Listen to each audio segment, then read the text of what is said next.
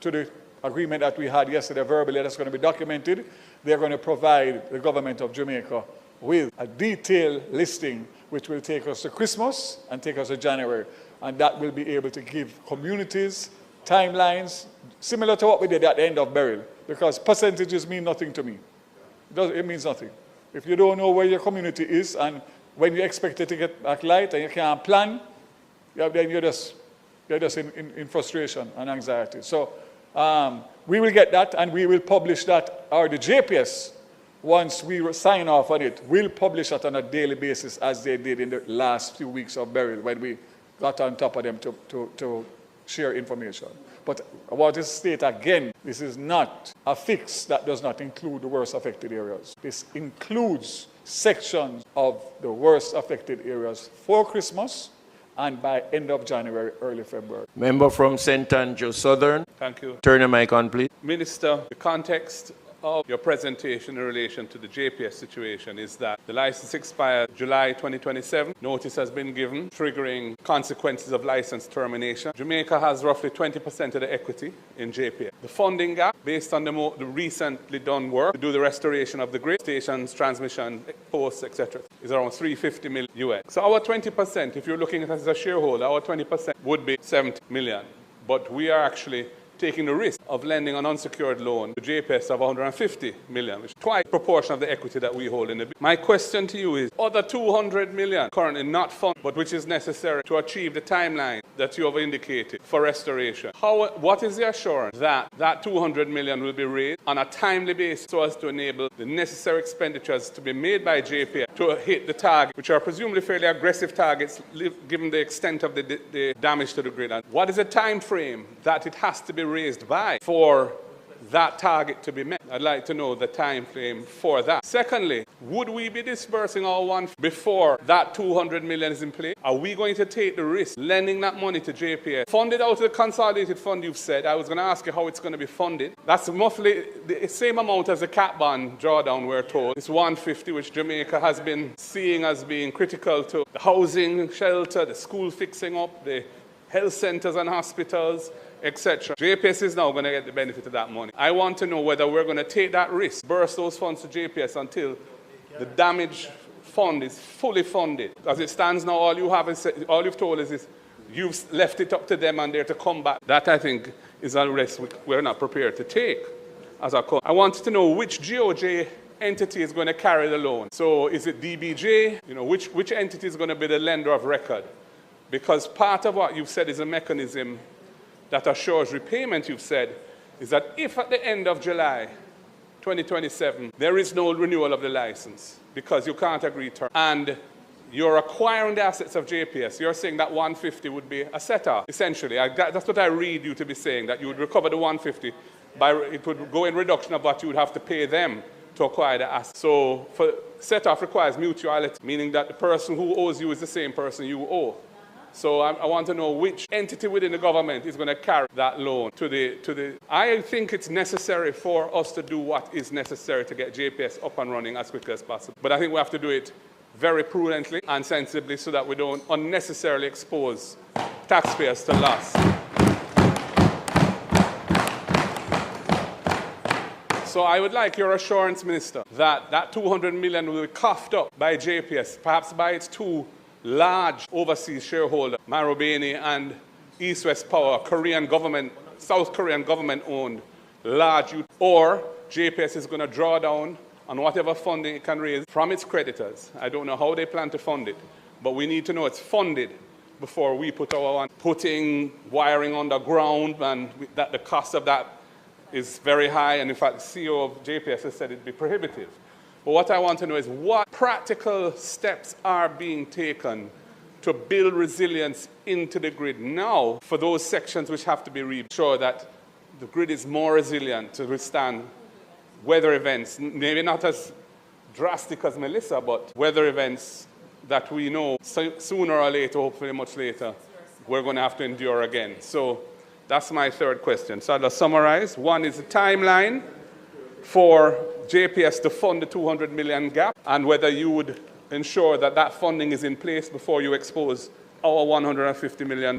Which GOJ entity is going to carry the loan, $150 million loan that will be made to JPS? And what, if anything, is being done to build greater resilience into the grid in those areas where the grid is being substantially rebuilt? Thank you very much, Mr. Speaker.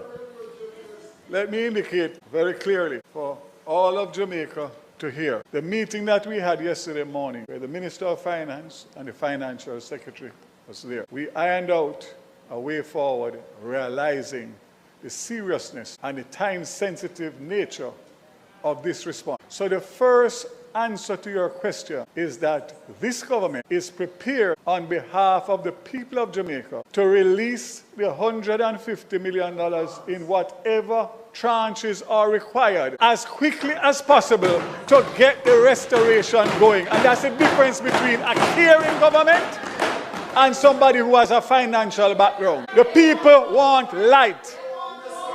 Okay? So let me just make that clear. Point of order, Minister. Point of order. Minister, point of order. Minister standing on his feet, talking into the mic. You don't need to personalize your response. You don't need to get hot under the collar. It's a legitimate question I'm asking. And I'm just, so don't bother about having a financial background. I want to know a simple question. Are you going to ensure the funding is in place? And now you're coming back and personalizing it in a totally unnecessary way. Let me repeat. The member is saying that his position is that he would not release the $150 million unless he knew where the $200 million was coming from. That's what he said. That's what he said. That's what he said. Hansard is there. Hansard is there. Hansard is there.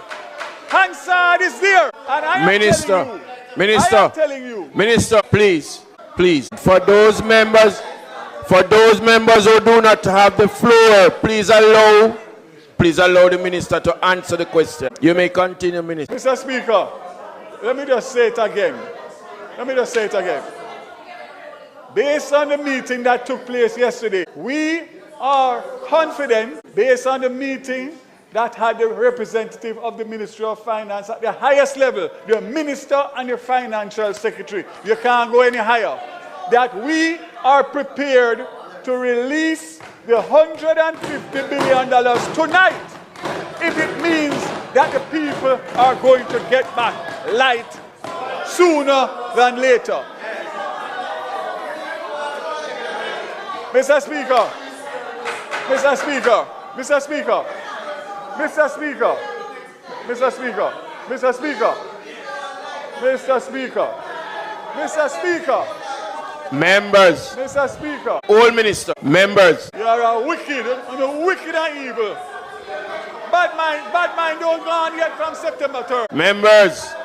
Wicked and evil. Mr. Speaker, Mr. Speaker. Minister, all. Members. Members from the opposition side. You are an uncaring set.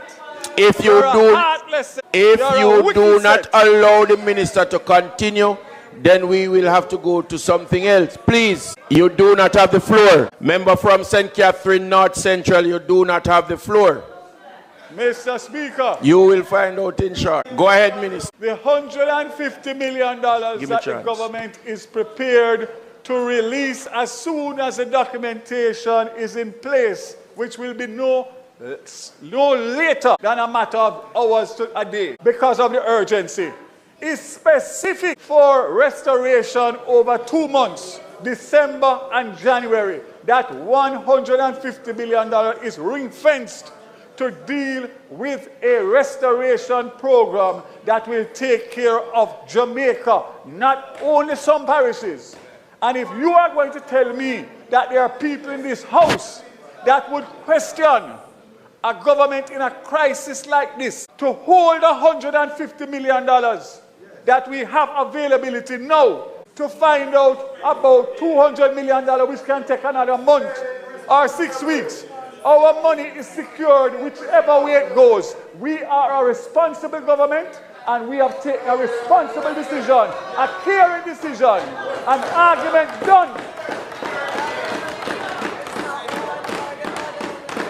Some of you are asking the question, I wouldn't bother start with them here. So, Mr. Speaker, the position is, this matter is fluid.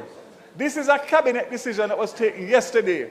We are going to wait until we have the final agreement between the Ministry of Finance and the JPS, and whenever that happens, we will make it public in Parliament to show the people of Jamaica what the final terms and conditions are. But for somebody to stand up in Parliament knowing what is taking place out there and is prepared to take a position to delay restoration, they will be judged by the people of this country. Yes, here. I want you to remain focused and answer the questions that are posed to you. Please. Member from St. Andrews South Eastern, you have the floor. Minister, JPS has said that they estimate that the damage is 350 million. You are providing 150 million. Are you comfortable that the 150 million that the government is going to loan can provide the full restoration for all the parishes in the time frame that you have indicated? Right? By end of, hold on. Right? My second question, and I will ask you to ask your colleague who is sitting beside you. When will the Parliament get a statement from the Minister of Finance which outlines all the monies that we have gotten from the insurances, the monies that we are negotiating with our multilateral agencies, IMF, World Bank, IDB? We know that we have an estimate of US $8 billion. It is anticipated we can probably raise $1 billion US. Where is that shortfall going to come from? What are those funds going to be used for? We are 4 weeks after the hurricane, and the Minister of Finance is yet to come to the Parliament and tell us how much money we have, how the funds are going to be used. And every other minister can speak, can say many things, but if the Ministry of Finance cannot speak, right? So my question, Minister, do you believe 150 can cover the full restoration in the time? Are you what it is said to do in the 2 months? And the answer is yes. Secondly, ask about whether or not I'm confident of the additional money. And I will make a statement here to say we will work with JPS in whichever way, shape, or form that is required, if it means that we are to benefit the people of Jamaica in the shortest possible time. All options are open for discussion. But we're going to wait to get a full sum complete in a time of crisis. 150 is what we need for 2 months to get January morning, February morning, restoration as against May, June. Nobody can question Jamaica today with what we are going. Then they are wicked people.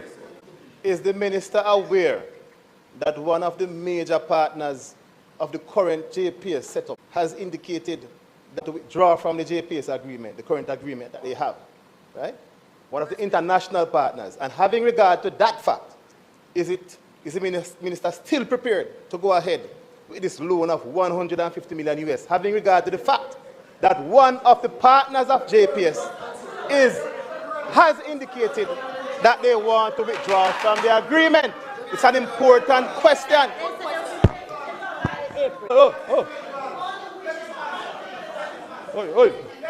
Mr. Speaker, it is a matter.